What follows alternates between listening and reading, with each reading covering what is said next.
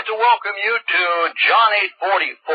I'm James Wickstrom, a teacher of Yahweh, coming to you live on the Turner Radio Network for the next hour from 9 to 10 p.m. Eastern Standard Time, filling in for Pastor Bob, who covered for me last week. We're going to have a very, very interesting program tonight. I'm sure you're going to find it that way. I have a guest by the name of Rabbi Finkelstein. He's off the east coast of the United States, who's going to be joining me tonight, and we're going to be talking about authenticity of things in the world. Rabbi Finkelstein, as I said, a rabbi off the east coast of the United States. Are you there with me tonight? Shalom, I am here. Say, listen, I'm filling in here for Pastor Bob tonight. And I know we've never met, but I do have some very interesting questions for you. I think questions that I want to give you the opportunity to answer to, because there's a lot of rumors and conjecture that's taking place across this country relating to the Jewish population, okay? Okay. Now, you see, as being off the synagogue and a teacher of the Jewish race, because you are a race, aren't you? Well, some say we're a race, some say we're a religion. Yeah, well, what do you say? We're a little of each. I can imagine, yeah. Now, I want to get into some hard topic here right away here. You're a very pronounced person among your own people, and of course you're very aware that I don't like you or your race, okay? I'm sure you're aware of this, right? That's your problem. You see, there's a big topic that's going around on this 6 million Holocaust that took place during World War II of the Jews at Buchenwald, Auschwitz, and different places. A lot of information has come out here, Rabbi Finkelstein, that it's all myth and it's all conjecture. Could I have your view on this? Well, everybody knows that the Jews never told a lie in the history of the world. However, whether it's 6 million or 600,000 or 60,000, it's just a number. Oh, it's just a number, but the thing that I want to get to you at is that, the 1934 World Encyclopedia stated that there was only 3.5 million Jews in all of Europe. How did 3.5 million Jews populate themselves to 6 million? This is the question I'd like answered. Well, it's certainly a good question, there's no doubt about it. But the number, numbers, what can I say about numbers? The important thing is that Jews have always been persecuted all throughout the history of the world forever and still are. Well, the reason they're persecuted is because they're thieves, liars, and murderers, just like it's stated in the book of John 8:44. Yet Bible stuff. You're a lying Jew is what you are. You're a lying Jew. You could say that, but even when we lie, we tell the truth. This is very ironic because, I never thought that I would get anyone that had the nerve to join me on a broadcast like this live. And I just got off a program with a retired colonel, a very highly decorated colonel, on my last broadcast, my original broadcast here, Rabbi Finkelstein. And we got into the banking aspect of the money in this country. Now, a lot of people who have studied banking and economics, they know that the Federal Reserve Banking Corporation is a private Jewish bank. Is this true? Well, yes and no. Well, what part is yes? Well, it's a banking institution, that's for sure. You see, the thing that I don't like about this is that the Jews never knew what hard work was, and they never had. And besides, this is the nice part about it. You Jews are just Christ murderers anyway.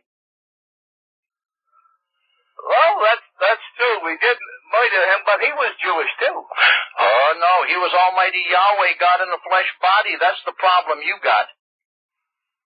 Well, we tell all the Goyim that they worship a Jew and they believe it, so what's the difference? And now that you brought up the Goyim, let's talk about that. In other words, the Goyim, correct me if I'm wrong, I know you will. Rabbi Finkelstein, a Goyim is any person who isn't a Jew, a goyim is classified as cattle or an animal. Is this correct?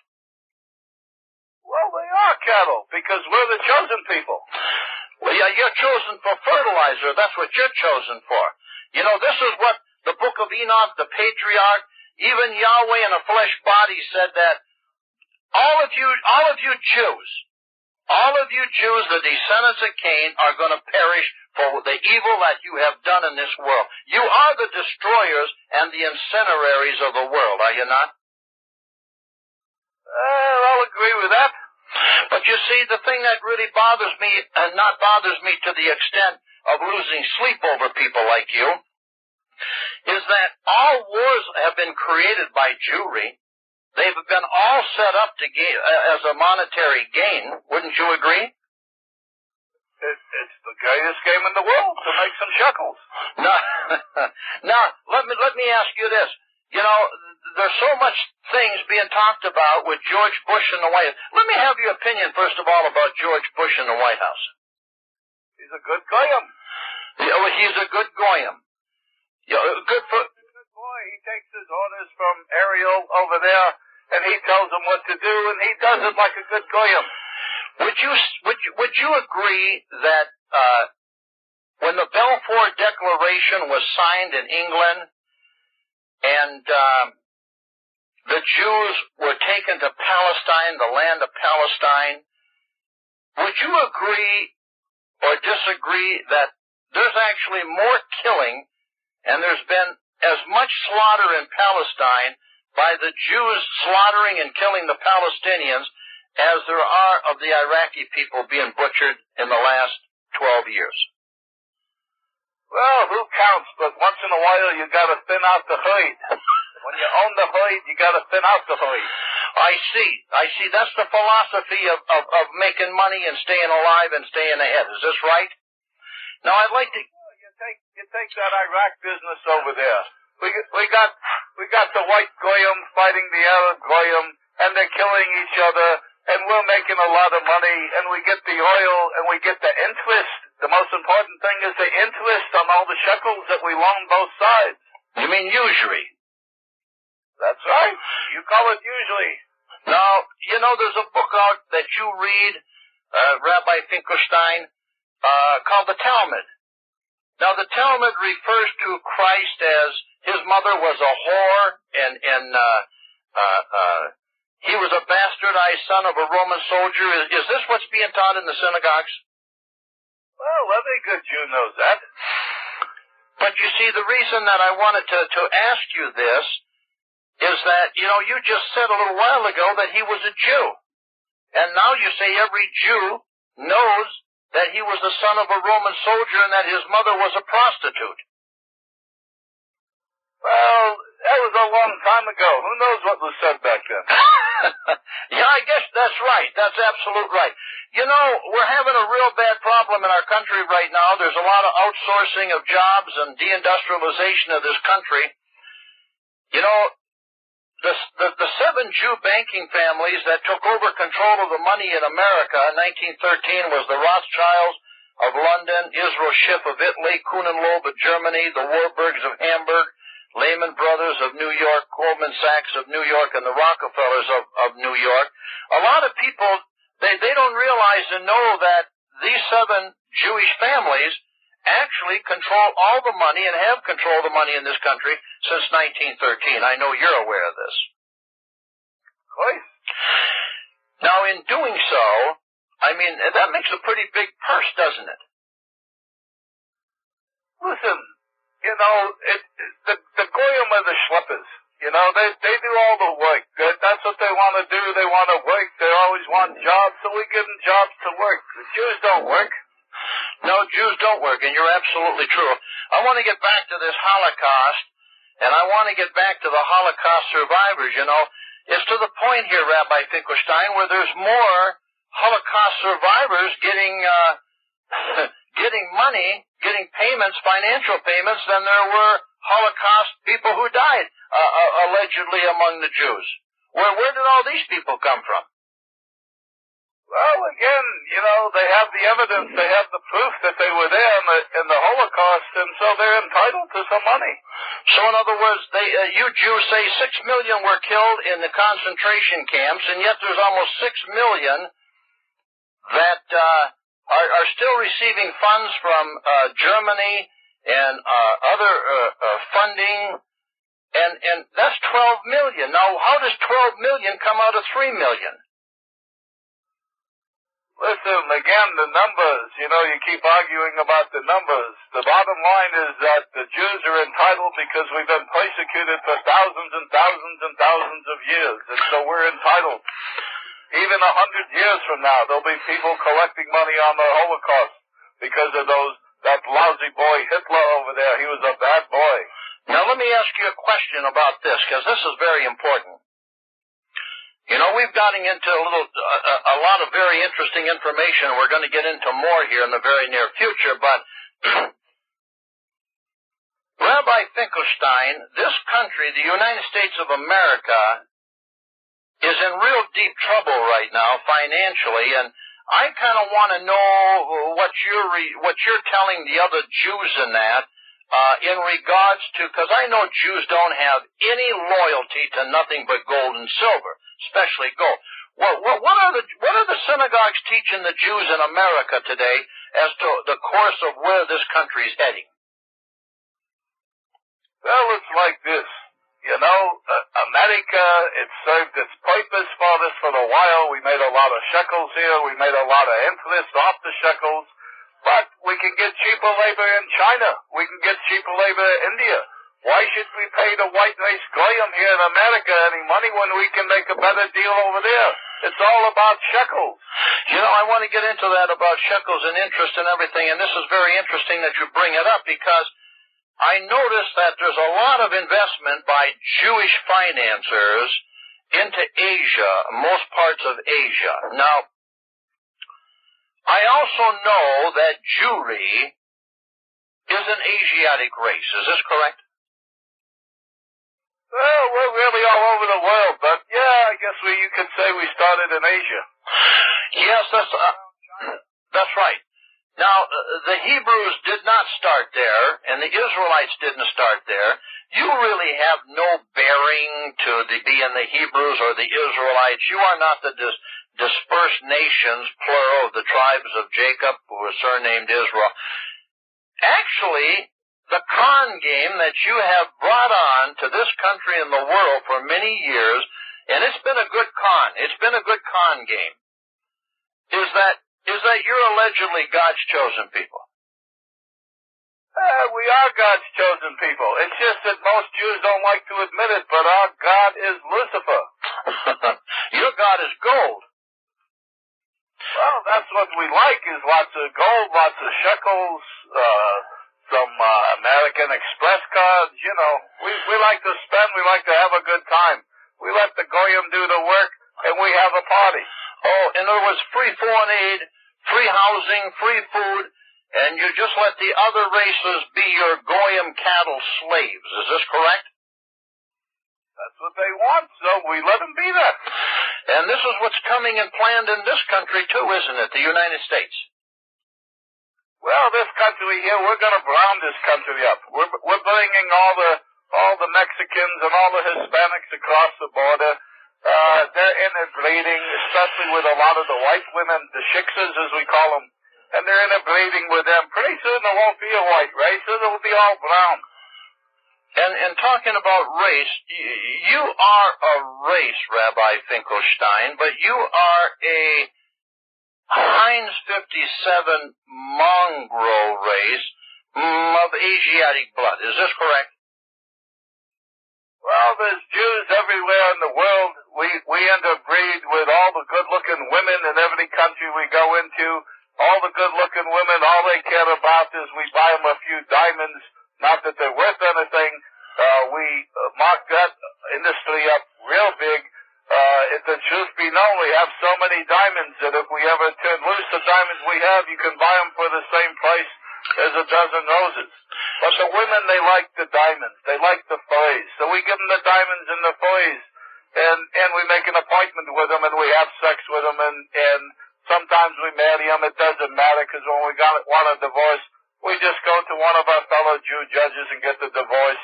We have a Jew lawyer. She's going to hire a Jew lawyer. Yeah, she's not going to make any shekels, but she can try. Let me ask you this. This is very interesting. This war in Iraq that took place after the alleged towers of 2001, September 11, 2001, this alleged war, it got very interesting. There were really no Jews in them towers. Can you explain that?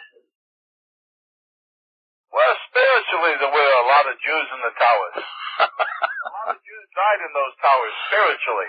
Oh, I see. Well, there's 3,000 Jews were not at work that day in those towers.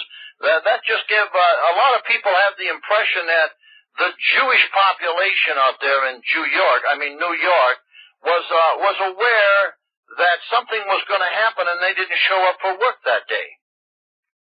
Yeah, we got a call from the Kahilla that Ariel and some of the boys in the Mossad, they got together and they wired up the buildings and they took them down. It was going to be a hard thing to take them down anyway, because we wanted to build some new structures, and the buildings were getting old, and it was time to bring them down. This way, we make some shekels by destroying the building. Old Silverman, who's a good friend of mine there, Larry, he got a twofer. He got a 2-for-1 there, and he doubled the insurance magically just 3 months before it happened, and then he got a 2-for hit on it, so he made like 4 times his money. I should have been in on the deal. He asked me, but I said, I don't know, let me think about it. It took a little too long for me to think about it, and he pulled the plug. He pulled it, as they say, and so the buildings come down. But at least I got in on the market, and I was short American Airlines, I was short United Airlines, I was short Lloyd's of London Insurance Company, because they took a big hit. Allianz Insurance Company, I was short them. So I made a few shekels. Well, let me ask you this. There's a lot of speculation here. I know that the Jews are thieves and liars of any moral society. Now, I want to thank you for coming on tonight and talking to me, because I also know that there's no conscience among Jewry. And Rabbi Finkelstein, it doesn't matter what I say to you, it's going to bounce off you like water off a duck's back, right? Well, Jews always feel guilt. We've always felt the guilt. We have a conscience. The only conscience you have is when you can't steal all the money from anyone or any country. Well, you're hitting a little close to home, but you're correct. Now, on a lot of food labels, there's a U and a K. And this U and K on all food labels, for example, that are sold in supermarkets, etc., is this a Jewish tax that is paid to rabbis like you all over the United States? Is that another con job at the expense of the goyim, the masses who purchase the product? Well, I didn't get in on that one, but yeah, it's a lot of other rabbi groups. They tax the food, and you could call it a tax.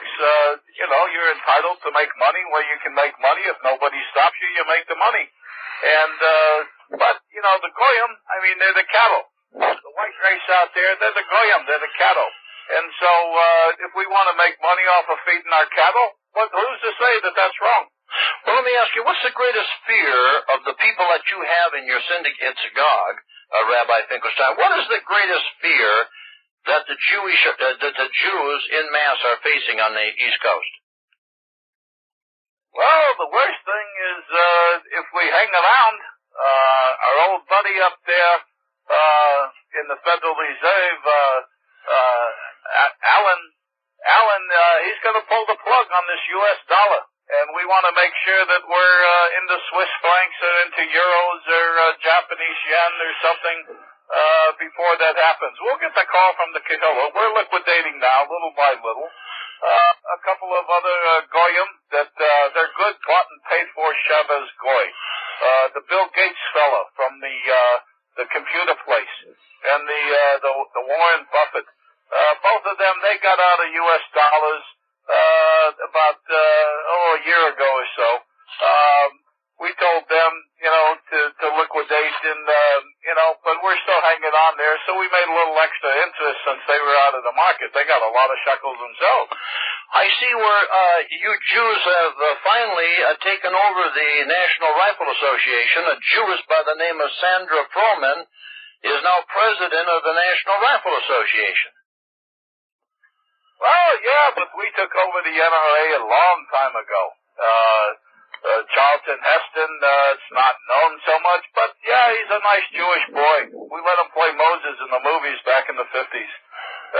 We took the NRA over long ago. All the organizations out there, the Jew controls it. Everybody knows that. I've read in your Talmud where it says that if you're to have any opposition, you will control that opposition. Well, of course, the smartest thing is to own both sides of every game. But that way you know the outcome. We own the Republicans, we own the Democrats. We got a lot of good Jewish boys on both of them, and the rest of them are good, bought and paid for Shabbos Goy, and we throw a few shekels into their campaign contributions that we give them, and our Jewish lobby in Israel, and they take the money and they do what we want so that we can make some shekels. If nobody stops it, who's to say we shouldn't be doing it? Don't you wish you could do it? You're not doing it. We're doing it. Yeah, but you're thieves and liars. You're all thieves and liars, just like it says in St. John 8:44. But you see, Rabbi Finkelstein, you don't own me and you don't control me and you don't control the racial identity movement in this country, who really understands to a varying degree of what you people are and what you've done. Well, that's true. You're one of those goyim out there that we don't control. But I'll tell you a little something else. We all respect you for what you do because at least you stand up for your race. The rest of them out there, they're all a bunch of cowards, all the white race goyim, all the men. The most of them these days, they carry purses and they wear earrings. They're no wonder the white girls come to us, all the shiksas. I had a conversation here not long ago with an individual, and I got into the feminist homosexual agenda in the United States, and I told them that actually the sexist homosexual agenda was actually created and funded by Jewry, by the Jews of the United States. Well, do you want to discuss on that? Yeah, we got that going back in the early 1900s. The women's rights movement, we started off. See, when you're gonna have a game and you got a bigger goal, you can't go in like a Sherman tank going through something. You gotta start a little small. And so we said, hey, how about you get equal pay for equal work? And women have the right to vote. And everybody bought into that. And we started with the women because it's hard to get the men. The women are the weakest sex, as we know from that old Adam and Eve story of yours. But at any rate, we got the women going. And now look at all the women. Most all of them around the world, especially here in America, they got short hair. They got a schwarzer for a boyfriend. They got a lesbian lover. They're married by the time they're 40, but then they can't have too many little children themselves because they've already ruined those years chasing the almighty gold, the dollar, the shekel, and so they're going to wind up a bunch of old maids because nobody wants them. But the bottom line is that the real good-looking ones, we take them to Hollywood that we own, and we make them big. I see. Well, Rabbi Finkelstein, I was talking to you about the U's and the K's that's on the food boxes and the food sources. And the thing that I want is that this is a private Jewish tax that people unsuspectedly are paying, aren't they? Well, some know, some don't, but they better pay, because if they don't pay, they don't get the item. And the rabbis need to make some shekels, too. I was talking to a person who journeyed over to Israel. And the United States has always been known as the land of milk and honey. They say over there, the United States is a land of milk and money. Would you like to relate to that? Well, what's in a saying? What can I say?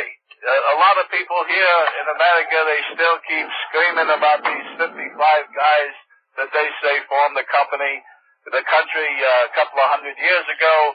But the bottom line is that the Jews formed the country. We came over here. 1492 was that terrible year that we got kicked out of Spain. And Columbus, who was a Jew, he found it out to take us over here. We were going to set up in Rio, and then we decided to go to New York, because New York has a little bit better weather, not so many mosquitoes. It was a little bit better. So we set up in New York, and we make the money. I was going to ask you, this war in Iraq, there's a lot of Jew money invested in this war, isn't there? Well, we have all the ammunition companies, we have all the aircraft companies, all the gun manufacturers, all the supplies. We're making a lot of money, and George Bush is a good goyim. He borrows it right from the Federal Reserve, and then he has to tax the people to pay back the interest, because the most important part of a loan is the interest. You must pay back the interest. We're not concerned with the principal, but the interest has to keep going on. And we've done pretty well with Iraq so far. We've got about $300 billion or so. And but this war here is going to go on for another 30 years, as George said. We told him to keep it quiet and shut up and don't act like a big shot. But he kept talking. And so, but this war is going to go on for another 30 years. We're going to go into maybe 60 countries or so. We're going to be drafting all the goyim here soon. The men, the women, they don't want to sit home and have families anyway. They'd rather have a career. That's a nice, exciting thing for a woman to put on a green suit and go over there and shoot people and get shot at. Must be exciting to them. So, we're making a lot of money. You know, this is very interesting. Well, Rabbi Finkelstein, it's really good talking to you, and I'm sure the listening audience here on the Turner Radio Network is listening very intently, because a lot of things have been a little exposed, some more exposed than others. But, you know, at least you're coming out and you're telling the truth. And, you know, you state, we got $300 billion tied up in Iraq with interest. And what's 1,700 to 3,000 dead bodies compared to how much money you made? Well, but you got to thin out the herd once in a while. Otherwise, the herds get too big. And if the herds get too big, they eat up all the resources. So you got to thin out the herd once in a while. We call it a theater of war, because it's amusing to us Jews to see our two biggest enemies, the white race and the Arab race, the seed of the woman. It's amusing to us to see them kill each other, and we make a lot of money off it. Believe me, I've had a lot of laughs at the synagogue with that. Well, we got a break here coming up in about a minute, I believe. And you're listening to the John 844 program of Pastor Bob, entitled The Lying Jews, on the Turner Radio Network. I'm James Wickstrom, a teacher of Yahweh, and as a guest on Pastor Bob's program tonight is Rabbi Finkelstein on the East Coast of the United States. We're going to be coming back to you after this break. Just hold your chair and hold your place. We'll be back in just one moment. I'd like to welcome you back for the second half of Pastor Bob's broadcast tonight on the Turner Radio Network on John 844. I'm James Wickstrom, a teacher of Yahweh, sitting in for Bob tonight. I wanted to thank him for covering for me last week a broadcast, The Lying Jews. Very interesting that I have one on here with no conscience, but he's coming up and at least telling the truth to what's going on in the country, is Rabbi Finkelstein from the East Coast of the United States. Rabbi Finkelstein, are you still there? I am here, and remember, there's never been a Jew in the history of the world that ever told a lie. We always tell the truth. Yes, I see. I know what your truth is. Your truth to you is a lie to us, but that's fine. I'd like to get into the situation that took place years ago. I know you're well aware of it. It was called the Bolshevik Revolution over in Christian Russia. it's been reported here on congressional documents in the United States, and it's in many places now, that actually it was Jews who financed the Bolsheviks' Jew communist revolution against the Tsar. Would you comment on that? Well, it was really the Rothschild family that financed it because they got all the shekels. Boy, let me tell you, they got the shekels. When the old man died in 1812, he owned half of all the known wealth in the world. Oy vey. The rest of us got to chop up the rest of it. But anyway, we started the Bolshevik Revolution there because you might as well start with taking over the biggest country in the world, which was Russia. And we had the help to murder the Tsar from his cousins, the Kaiser, and the King and Queen of England. And so they helped us, and they gave us all the inside information that we needed to take the country over. And but we drained that country pretty well. There's not a lot left. And so we look for greener pastures. And we've been doing real good here in America for a long time, but it's time to do something else. So we're going to build up China and India, and we'll just let America sink into the desert because no one really cares about America anymore. It's, there's not a lot of shekels to be made anymore. You know, as they say, you can't get blood out of a stone, and we've gotten as much blood out of this stone as we're going to get. You know, it's interesting because I'm glad you brought that up because this country is in great despair here. I'd like to know, was very crafty on your kahila and the main sources of Jewish power, financial and political power, how they totally control most of the federal agencies in the District of Columbia. Well, it's very simple. The kahila, that's the inside for us rabbis. We know how to get the word out to every Jew in the world that goes to a synagogue within 45 minutes. All the other presses, the news media, the television, the radio, the magazines, we own all those anyway, so it trickles down.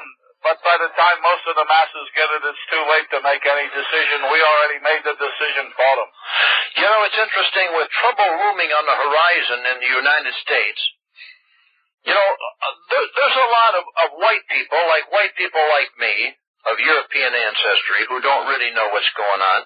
And there's a large percentage of Jews in this country who really don't know what's going on either. They're going to be cannon fodder too, aren't they? There's a few at the bottom that don't go to the synagogue and they don't know, but they know, they hear that, at parties we discuss it, how we're going to wipe out the white race and wipe out the Arab race, actually let them wipe out each other and make a lot of money. That's pretty smart. Us Jews, we're pretty smart guys. I know. And eventually we'll get all the rest of the countries around the world, they'll wipe each other out because us Jews, we're special. We're the chosen people, and we're the smartest people in the world, and we have always said down through the ages, we want a world of our own, and we're going to get it, and there's nothing any of the Goyim cattle we're going to do to stop it. L'chaim. So you see, it's very interesting that you should bring all of this up, because where do the blacks fit in? I know that you use them. They've been part of the Jewish Communist Party in the United States, a vast majority. What's going to be their end when this is all over? Well, the Schwarzes, if the truth be known, came here with our father Lucifer 75,000 years ago when he lost that battle, only temporarily, though, in the heavens, because we're on a comeback. We're the comeback kids if there ever was one. But all the Schwarzes, what can you say? They got a good time step. They dance good. A couple of them can sing. They make some nice barbecue. And they're real good for selling drugs, too, because they all love the drugs. And we make a lot of money off of selling the drugs. You do know that we control all the drug world and have since Rothschild got the opium wars in China going. We've been controlling the drugs ever since that. We let a few in here and there to make some money. And they get arrested and they go off to jail for that. but we make the big money. We're the wholesalers. We're the wholesalers of everything in the world. You know, it's very interesting you should bring that up because, you know, prior to Franklin Delano Roosevelt and his Eleanor, his first cousin, who is also a Jewess, actually, yes, they were both Jews. And it's very interesting. Until they got in office, the Jews had control of the money, but they didn't have control or a good foothold in Washington, D.C., did they? No, we had control since the Civil War. Rothschild, he backed both sides of the Civil War, and when the smoke cleared, he was getting shekels from both of them, lots of interest. They're never going to be able to pay back the war debt. We really controlled it then. Basically, what we've been doing is consolidating. I'll tell you something about that Eleanor girl. She got a face that would stop a clock. A train. A train, too. Now, as we talk about conditions in this country, Rabbi Finkelstein, the people know that their standard of living is it's not meticulously being destroyed now. It's coming by chunks. It's coming by large gouges at this time. Total industrial plants, automotive plants are being shut down. 1,500 to 3,000 in a plant are losing their livelihood. It's just a matter of time, isn't there? Well, of course. But all they really ever had anyway, once you give up working for yourself and you work for somebody else, you're a slave to that person. What you're doing is actually, he's not paying you money, but all the labor that you're doing, you're giving him a piece of the action. And when you give him a piece of the action, you're making him the rich guy, not you. So all we let them do is make a subsistence living. They could never afford to buy a house on their own. We got to give them a payment plan. Of course, we do them a favor, and so we collect a little interest for that, about 3 houses for every one that we sell them. But you have to be in business for yourself. If you're not in business for yourself, then you never have a chance to make any money. You're going to be a working stiff, a slave, a serf. You're a schlepper. You know, Rabbi Finkelstein, you're very brazen tonight, and I'm really surprised at how truthful that you've been in answering a lot of my point-blank questions. Why is it hard for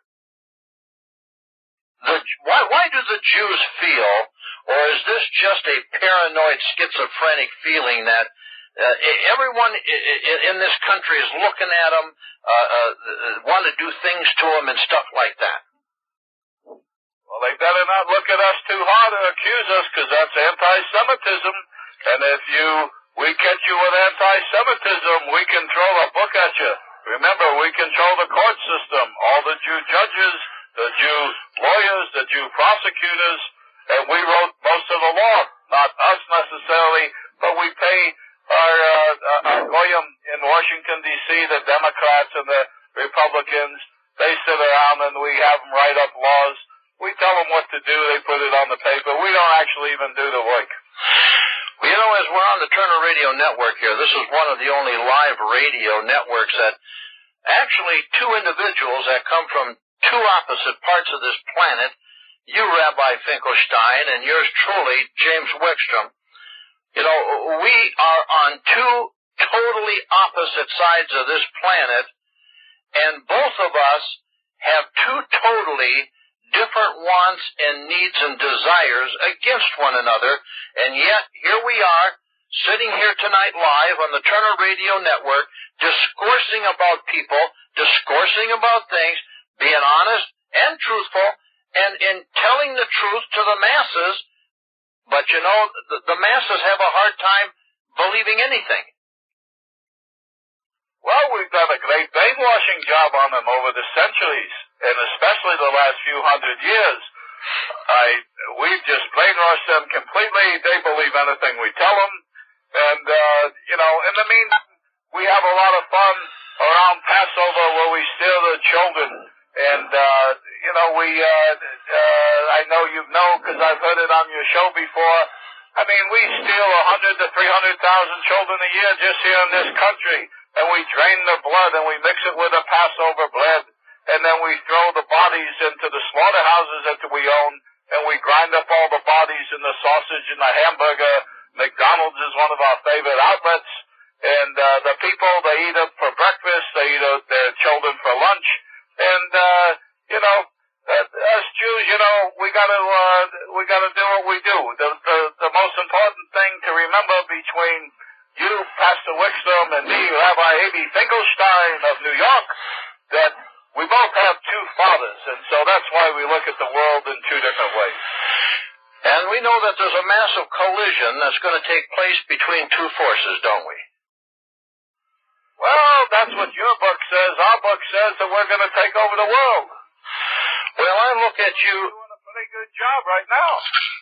Yes, you've done a pretty good job, but there's quite an awakening coming. And my father, who's not your father, my father Yahweh, who isn't your father, of course, your father is talked about by my father in John 8:44, stating that your father was Satan and that you're the descendant of Cain, who was the first murderer. And you know that's true because you teach it in your synagogue.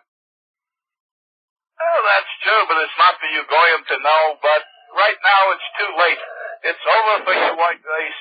So that's why I'm speaking so honestly here, to bring it out into the open so that you can see it for what it is. You've been teaching the people real good, but they don't wake up, do they?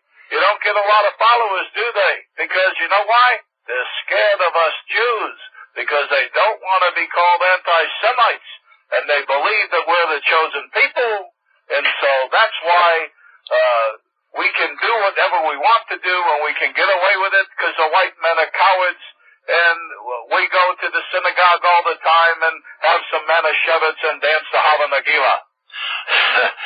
It's interesting. I've told people for years and years, it's not that you Jews are hiding anything. You're coming right out on television, in the newspapers, on the radio, and you're telling the people exactly what you're going to do before you do it, and they're brain dead. Well, we did a good job with the public school system. We got you to put all of your children in there. You notice that the Jew doesn't put his children in there. They go to the Hebrew Academy, where we teach them the real things, and then they go to the synagogue and they learn the real important things. But we send your kids to the public school. We even have you tax yourself from your property so that you never own your property.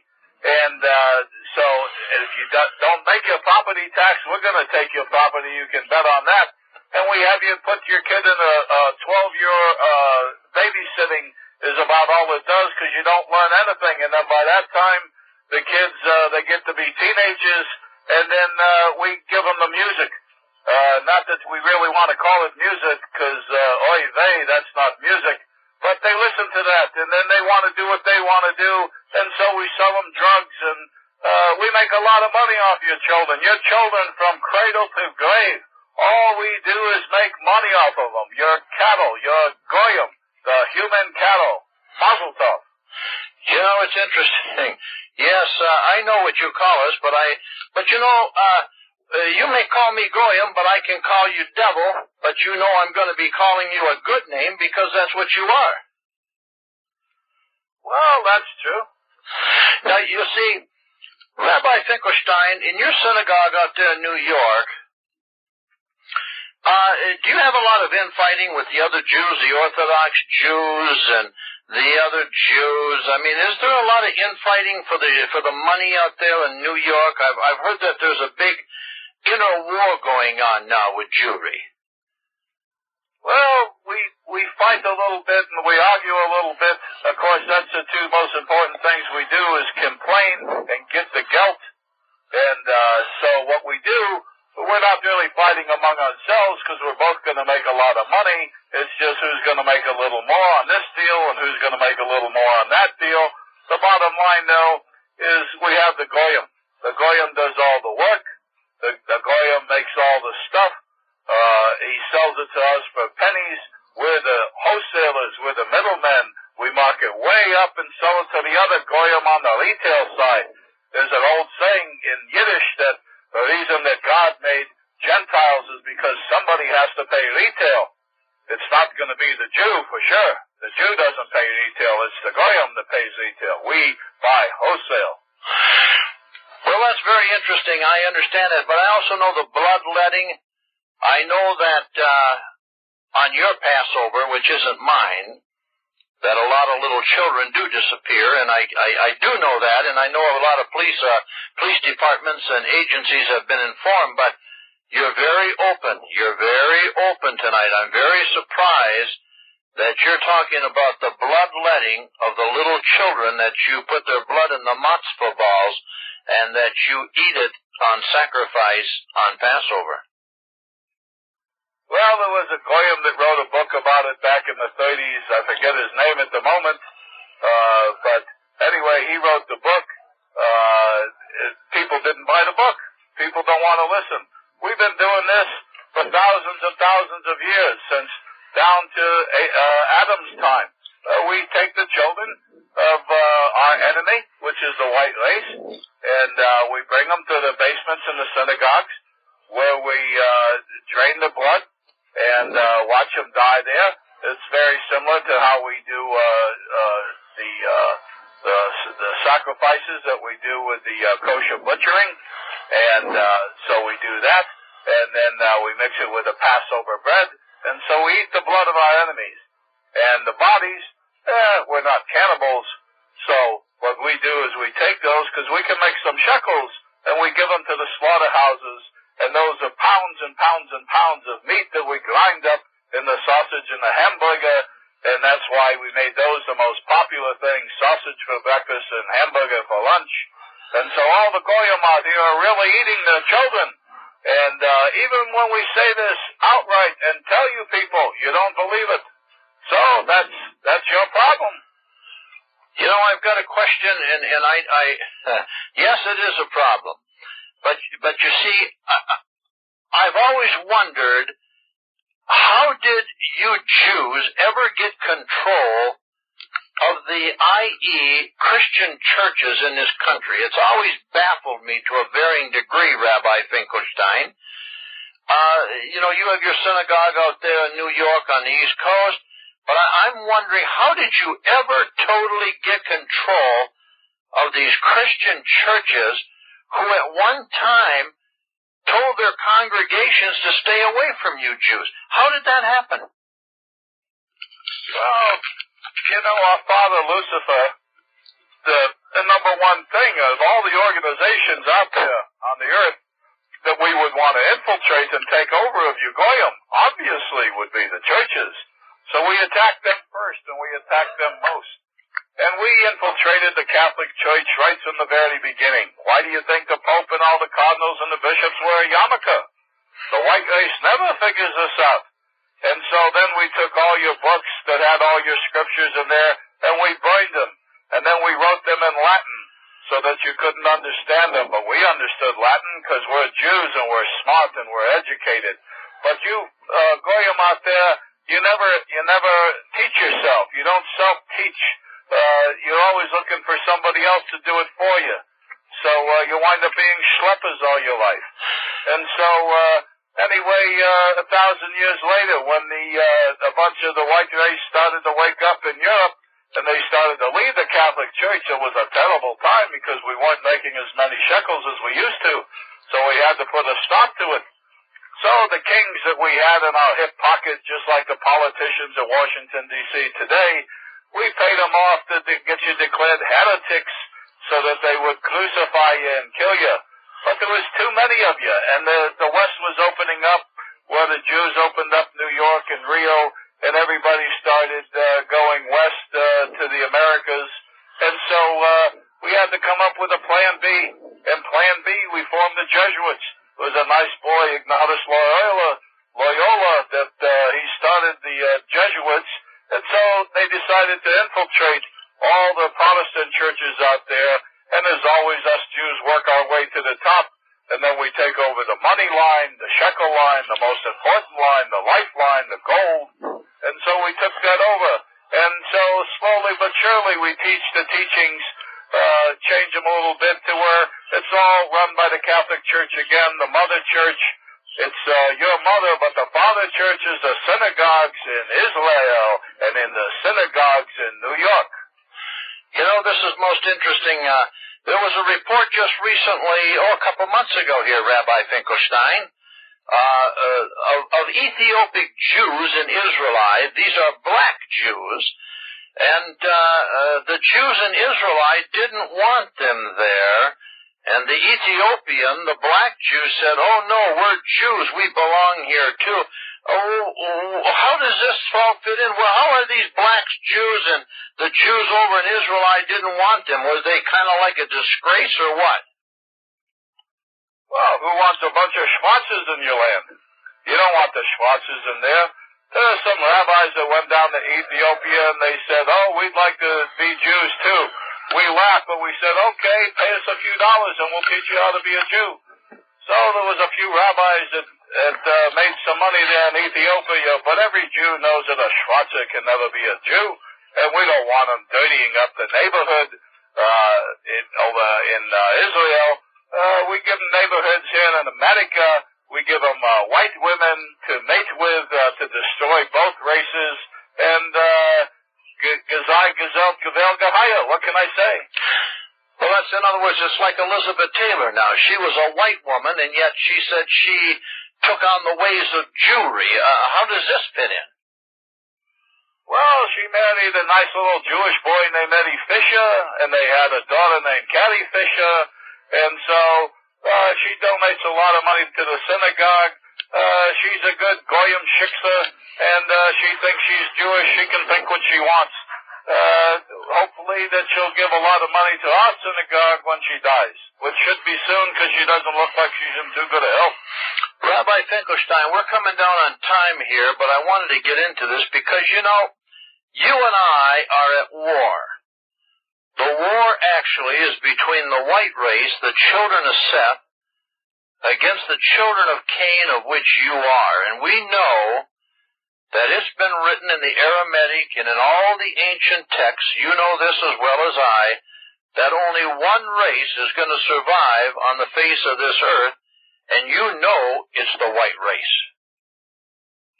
Well, that's what your book says. Our book, the Talmud, says we're going to rule, and we're going to have a world of our own, and we're going to go out into space, and we're going to have a war with your father, and we're going to win this time. Well, that's going to be most interesting, but until then, the masses continue to awaken in many aspects in this country and in white Europe. You know, all of Rothschild's banks control the white nations and have perverted the nations. Well, it amazes me how you penetrated into the federal agencies like the FBI and the National Security Agency, and how you have all these blockers and protectors in that.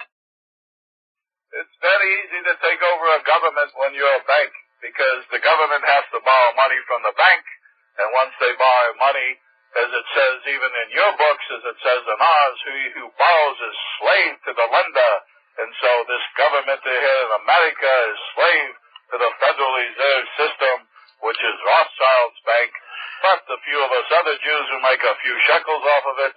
And the politicians that we put in charge, they all take bribes. They're all a bunch of perverts. They like to drink, and they like to take the drugs, and they like to do the Fagala thing with the Fagalas. So that's what they do, and it's very easy to control the government. The hardest thing was penetrating the churches, because there used to be a few good preachers in there, but over time, as us Jews, we're so smart. We're the chosen people. We always infiltrate and take over everything, and everything that there is out there today, we own and we control. I'd like to ask you this question before we get off the air. We've got about 2 minutes. A point-blank question. Is communism Jewish? Of course. Karl Marx, Moses Mordecai Levy, who had a couple of grandfathers that were Jewish. He's the one who created it, along with Engels. He was another nice Jewish boy. And we implemented it and got that started in Russia. It was a great bill of goods to sell the masses. We tell them, hey, You're here at the bottom. How would you like to be equal? Everybody be equal. They thought they were going to come up, but we brought the rich ones down to their level, and we took all the money, and we run it, and they're all a bunch of schleppers, and we make the shekels, and we're the masters of the world, and all the goyim are just human cattle. Well, Rabbi Finkelstein, I know that all of you Jews are going to die. It's written by Yahweh. I'm glad you got on here and told the truth to the listening audience. You've been listening to John 8:44, Pastor Bob's program. I'm setting in for him. I'm James Wickstrom, a teacher of Yahweh. Our program tonight, The Lying Jew. Stay tuned for the Turner Radio Network and more truth that's coming out.